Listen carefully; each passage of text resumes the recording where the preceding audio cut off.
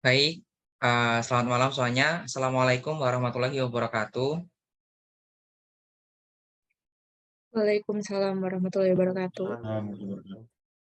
Eh, jadi, saya ucapkan terima kasih banyak kepada teman-teman telah berkenan ataupun bersedia untuk membantu saya, Ilham Rahman dari Caksono, dalam menyelesaikan tugas mata kuliah neuromuskular oleh dosen pembimbing Arwan bin Laito, SPD MKes.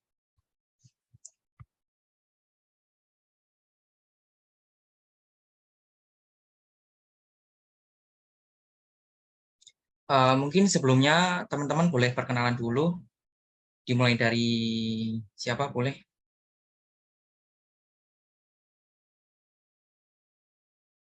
Mungkin dari yang cowok dulu boleh. Halo semuanya, perkenalkan nama saya Hanif, asal dari Kalimantan Timur. Boleh. Kemudian next. Halo semuanya, kenalin nama aku Ridwan, aku dari Jawa Barat. Boleh mungkin yang cewek nyusul. Halo semuanya, perkenalkan nama aku Mutiara Maharani, asal aku dari Kalimantan Timur. Selanjutnya boleh. Halo semuanya, perkenalkan nama saya Kaula Zahra dari Depok. Selanjutnya boleh.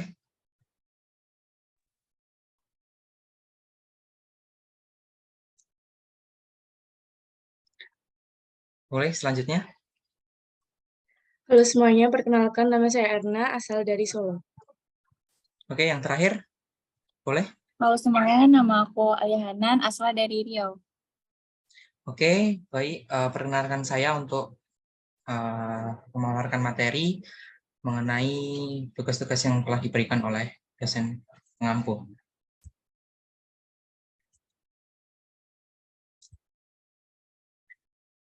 Baiklah, sebelumnya perkenalkan saya Ilham Rahman dari Caksono dengan NIM 0401282227 dari kelas Beta Program Studi Pendidikan Dokter Fakultas Kedokteran Universitas Sriwijaya tahun 2022.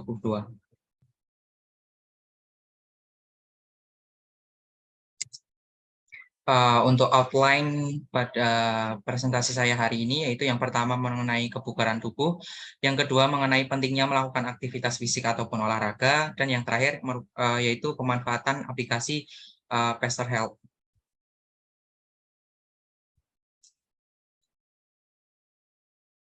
Kebugaran tubuh ataupun jasmani menurut pendapat ahli, yaitu pertama oleh Joko Pake Irianto, kebugaran tubuh merupakan kemampuan seseorang melakukan kerja sehari-hari secara efisien tanpa timbul kelelahan yang berlebihan sehingga masih dapat menikmati waktu luangnya.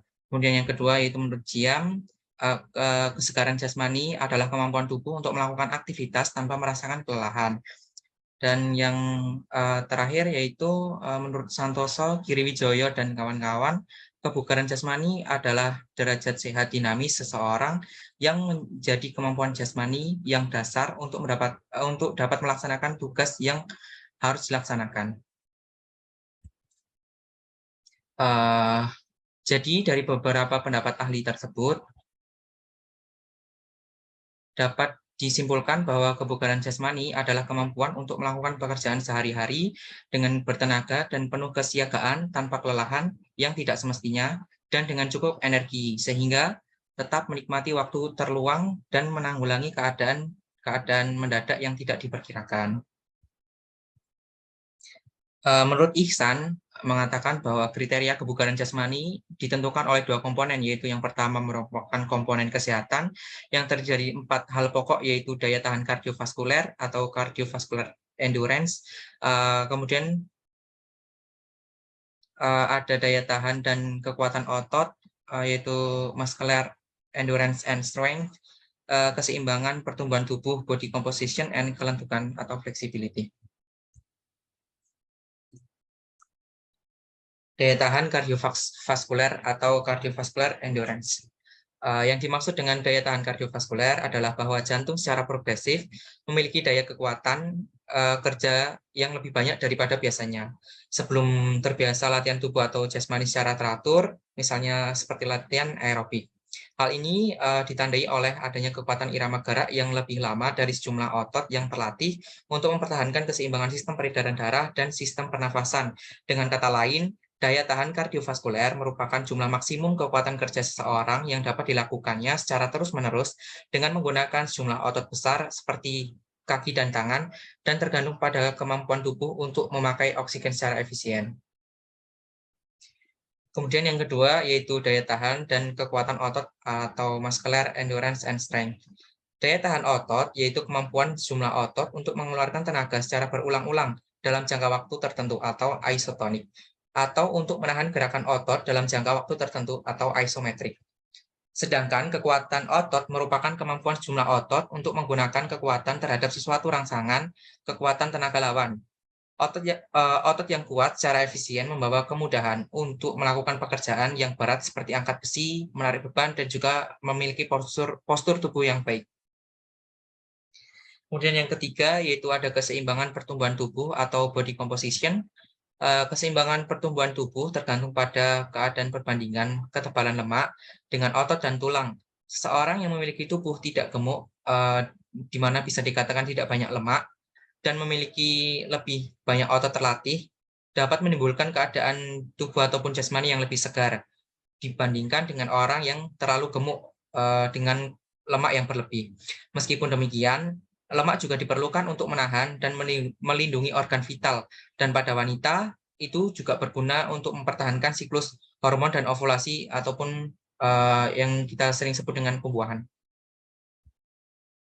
Kemudian yang terakhir yaitu ada kelentukan atau flexibility. Kelentukan adalah kemampuan tubuh untuk melakukan gerakan melalui ruang gerak sendi atau ruang gerak tubuh secara maksimal.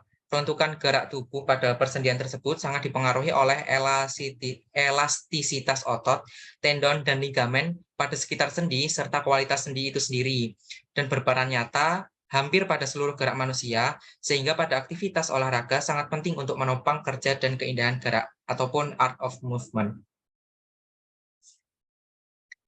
Kemudian yang kedua yaitu ada pentingnya melakukan aktivitas fisik ataupun olahraga. Olahraga sendiri merupakan sebuah aktivitas fisik yang sangat sehat dan penting untuk dilakukan secara rutin. Meskipun berada di tengah kesibukan kerja ataupun aktivitas lain, olahraga ataupun aktivitas fisik yang ringan tetap harus dilakukan untuk menjaga kesehatan. Meskipun beberapa orang mengatakan bahwa olahraga merupakan sebuah kegiatan yang melelahkan, namun di balik itu semua, manfaat olahraga dapat dirasakan oleh tubuh seperti membentuk kekuatan serta kesehatan tubuh. Berikut ini ada beberapa manfaat lain dari olahraga bagi tubuh seseorang, diantaranya yaitu untuk menormalkan kadar kolesterol di dalam tubuh, kemudian membakar kalori dalam tubuh, kemudian yang ketiga yaitu dapat menyehatkan jantung, yang keempat yaitu mencegah terjadinya obesitas, dan terakhir yaitu mengurangi stres. Mulai disiplin dalam menerapkan perilaku hidup bersih dan sehat atau PHBS dalam kehidupan sehari-hari merupakan salah satu cara untuk memperbaiki kualitas kesehatan tubuh. Selain itu, menjalankan perilaku hidup sehat juga merupakan cara agar kita semua mampu terhindar dari berbagai penyakit kronis. Kemudian apabila mengalami cedera saat kita melakukan olahraga, segera untuk hentikan kegiatan dan beristirahat. Jika ada keluhan kesehatan lainnya, kunjungi fasilitas pelayanan kesehatan untuk mendapatkan penanganan lebih lanjut.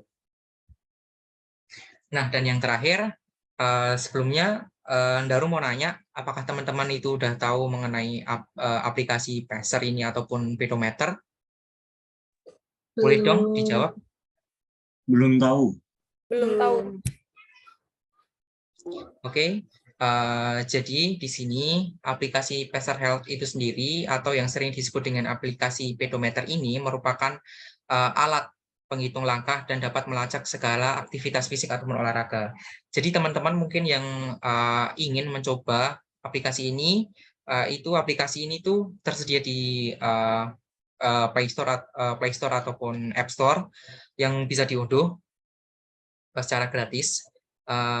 Dan mungkin teman-teman bisa melakukannya untuk mengetahui langkah ataupun kegiatan teman-teman yang teman-teman lakukan selama 1 hari, kemudian hari-hari yang berikutnya itu dapat dilacak menggunakan aplikasi ini. Terima kasih. Sebelumnya saya ucapkan terima kasih banyak untuk teman-teman atas bantuan dan kesediaannya dalam membantu menyelesaikan tugas saya, yaitu tugas edukasi. Sebelumnya, apakah ada pertanyaan mengenai materi yang telah saya sampaikan tadi? Cukup.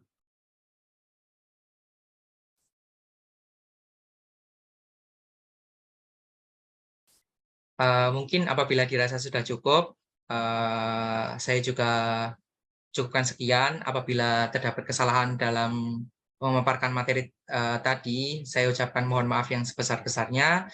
Kepada Allah saya memohon ampun. Wabillahi taufik wal hidayah. Wassalamualaikum warahmatullahi wabarakatuh.